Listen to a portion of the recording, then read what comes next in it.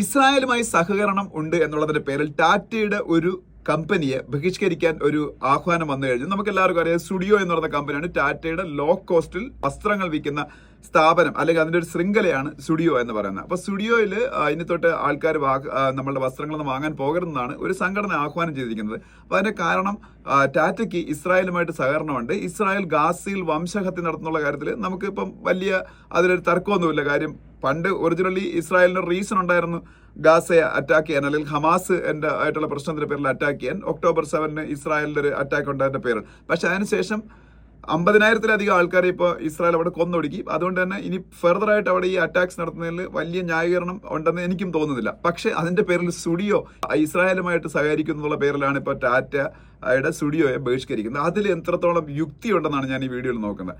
ഇപ്പൊ ഈ ഇസ്രായേലുമായിട്ട് സഹകരിക്കുന്നതിന്റെ പേരിൽ ഏതെങ്കിലും കമ്പനികളെ ബഹിഷ്കരിക്കണമെന്നുണ്ടെങ്കിൽ ആദ്യം ബഹിഷ്കരിക്കേണ്ടത് എന്റെ അഭിപ്രായത്തിൽ അദാനി ഗ്രൂപ്പിനെയാണ്. കാര്യം അദാനി ഗ്രൂപ്പ് ഇസ്രായേലിലെ ഏറ്റവും വലിയൊരു തുറമുഖം അവിടെ ഉണ്ടായിക്കൊണ്ടിരിക്കുകയാണ്. ഹൈഫ എന്നാണ് ആ തുറമുഖത്തിന്റെ പേര്. അപ്പൊ അദാനി ഗ്രൂപ്പാണ് അതിനെ ഓൺ ചെയ്യാനും ഓപ്പറേറ്റ് ചെയ്യാനും ഒക്കെ പോകുന്നത്. അപ്പൊ അദാനിയുടെ പ്രോഡക്ട്സ് നമുക്ക് വേണ്ടാന്ന് വെക്കാൻ പറ്റുന്ന ഒരുപാട് പ്രോഡക്ട്സ് ഉണ്ട്. അതിൽ ഒരു ഉദാഹരണമാണ് നമ്മളൊക്കെ വാങ്ങി ഉപയോഗിക്കുന്ന ഒരു ഓയിൽ, ഫോർച്യൂൺ എന്ന് പറഞ്ഞൊരു ഓയിൽ ഉണ്ട്. അങ്ങനെ പല പ്രോഡക്ട്സും അദാനിയുടെ ഉണ്ട്. ഇനി വേറൊരു കമ്പനി എന്ന് പറഞ്ഞാൽ റിലയൻസ് ആണ്, അംബാനിയുടെ റിലയൻസും അത്യാവശ്യം നല്ല ഇൻവെസ്റ്റ്മെന്റ് ഇസ്രായേലിൽ ചെയ്തിട്ടുണ്ട്.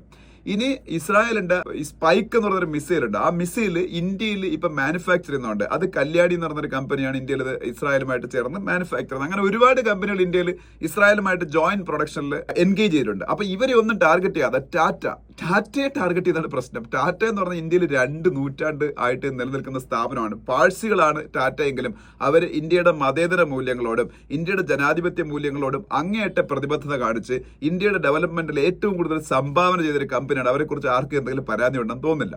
അതുമാത്രമല്ല, ടാറ്റ ഇന്ത്യയിലെ ഏറ്റവും വലിയ ബിസിനസ് ഗ്രൂപ്പ് ആയിരുന്നിട്ട് ടാറ്റയിലെ ആരും ഇന്ത്യയിലെ സമ്പന്നരുടെ ലിസ്റ്റിൽ പോലും വരാറില്ല. അതിന്റെ കാരണം ടാറ്റ അവരുടെ പ്രോഫിറ്റിന്റെ ഏതാണ്ട് 70% ടാറ്റ ട്രസ്റ്റ് എന്ന് പറയുന്നൊരു ഓർഗനൈസേഷനിലേക്കാണ് മാറ്റുന്നത്.